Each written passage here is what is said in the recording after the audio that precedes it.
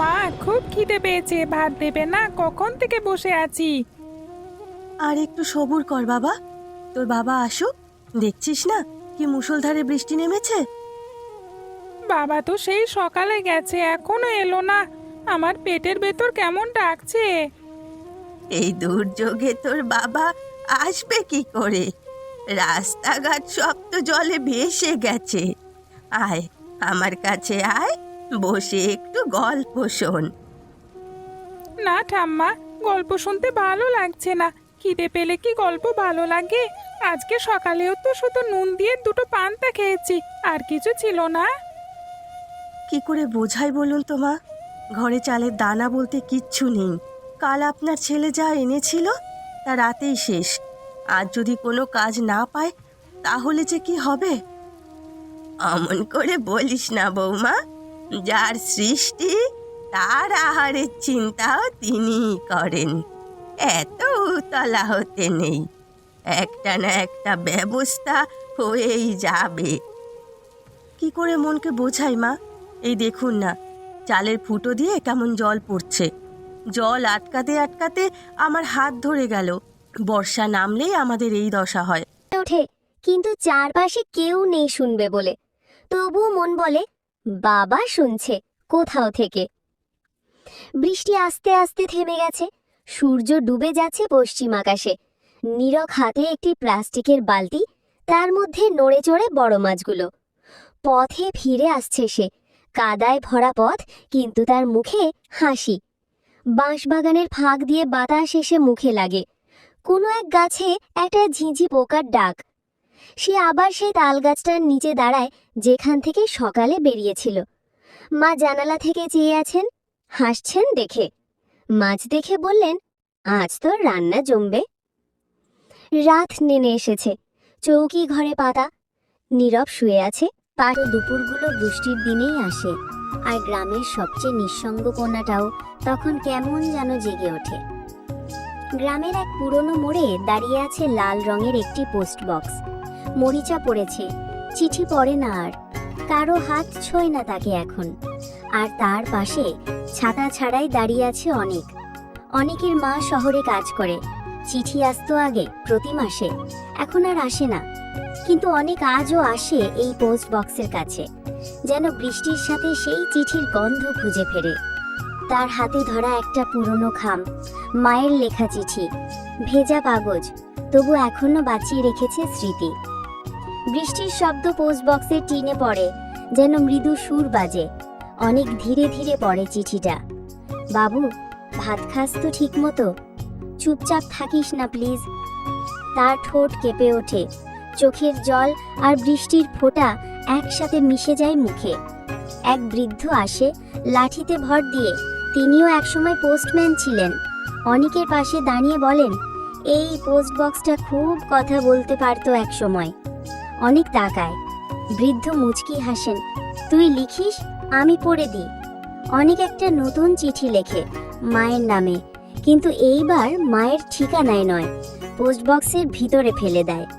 তুই জানিস তো আমার কথা, তোকে বললেই চলে। চিঠির শেষ লাইনে লেখা।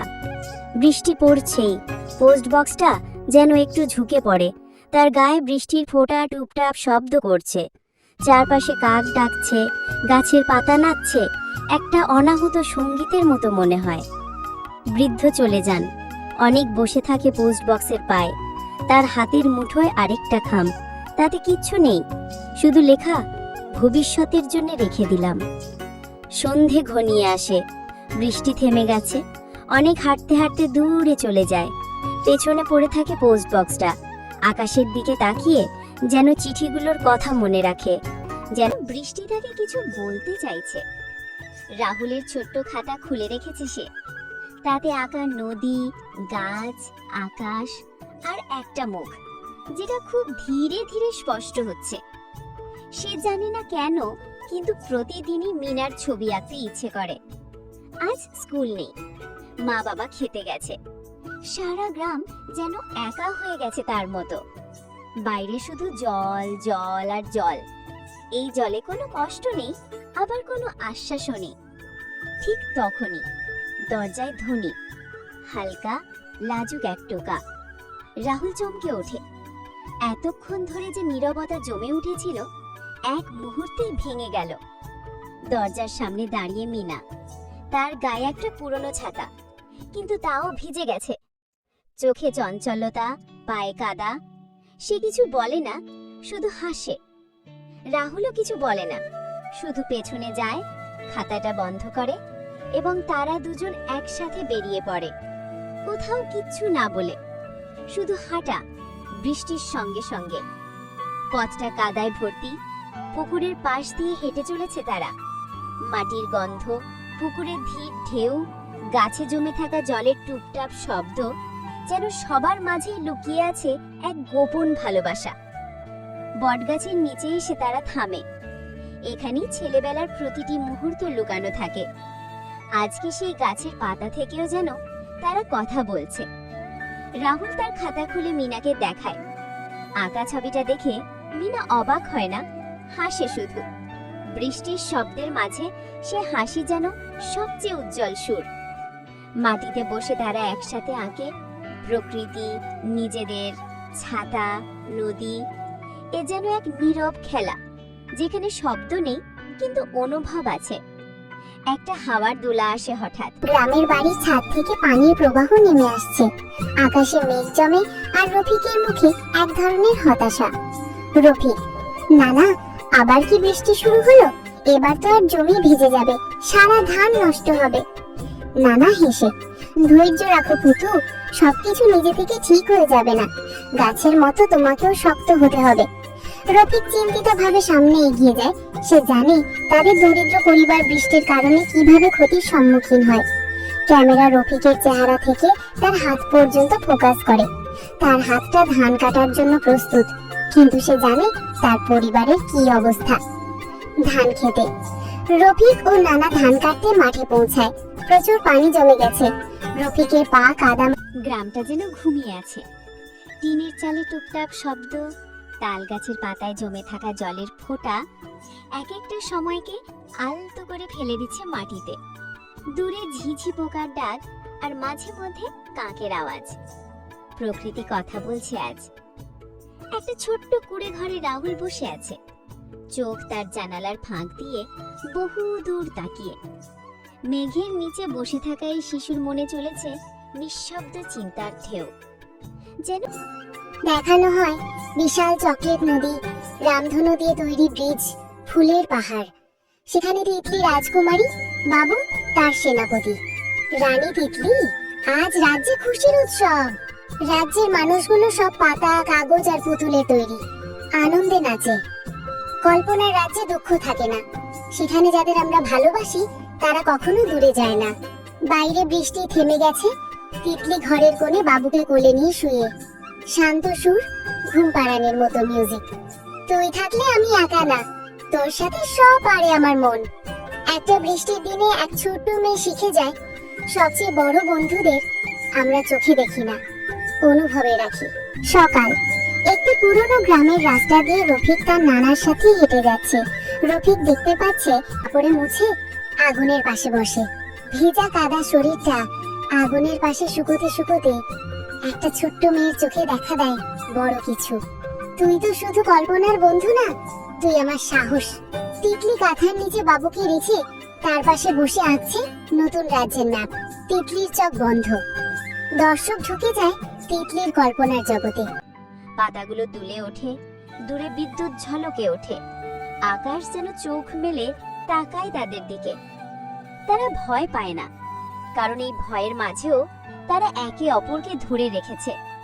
জীবনের প্রতিটি একাকিত্ব যে বন্ধুত্বে ধুয়ে যেতে পারে তারা যেন বুঝতে শুরু করেছে।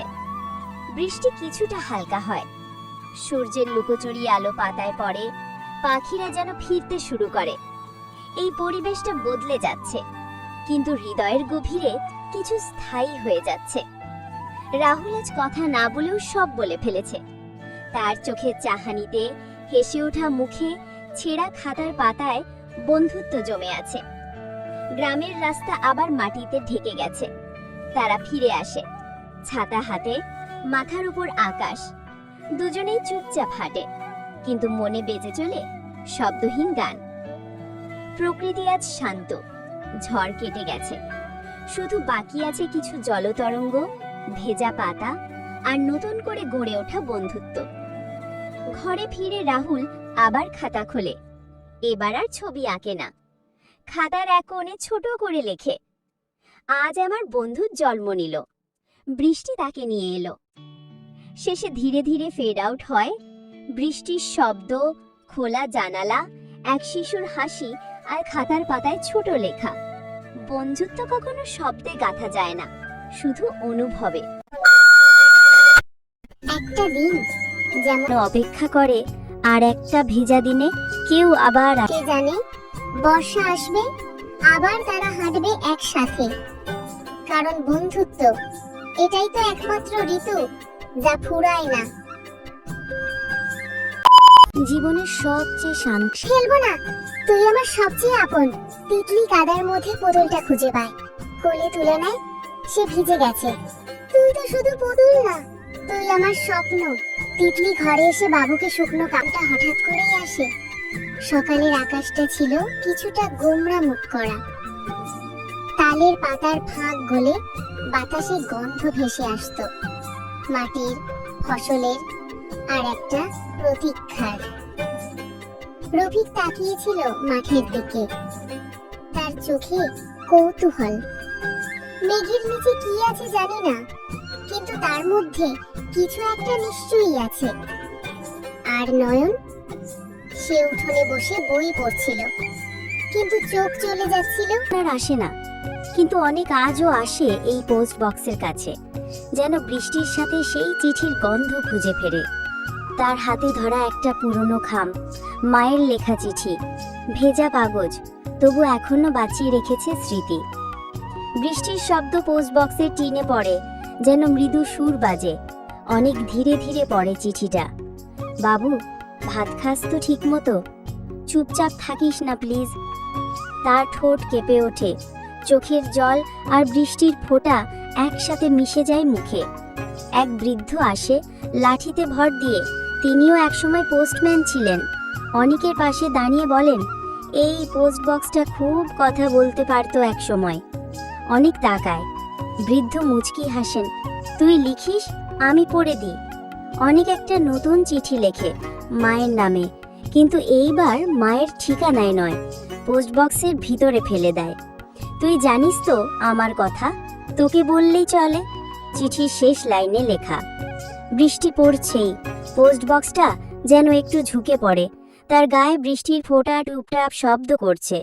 চারপাশে কাক ডাকছে, গাছের পাতা নাচছে, একটা অনাহুত সঙ্গীতের মতো মনে হয়। বৃদ্ধ চলে যান। অনেক বসে থাকে পোস্ট বক্সের পায়ে। তার হাতের মুঠোয় আরেকটা খাম, তাতে কিচ্ছু নেই, শুধু লেখা, ভবিষ্যতের জন্য রেখে দিলাম। সন্ধে ঘনিয়ে আসে, বৃষ্টি থেমে গেছে। অনেক হাঁটতে হাঁটতে দূরে চলে যায়। পেছনে পড়ে থাকে পোস্ট বক্সটা। আকাশের দিকে তাকিয়ে যেন চিঠিগুলোর কথা মনে রাখে, যেন অপেক্ষা করে আর একটা ভেজা দিনে কেউ আবার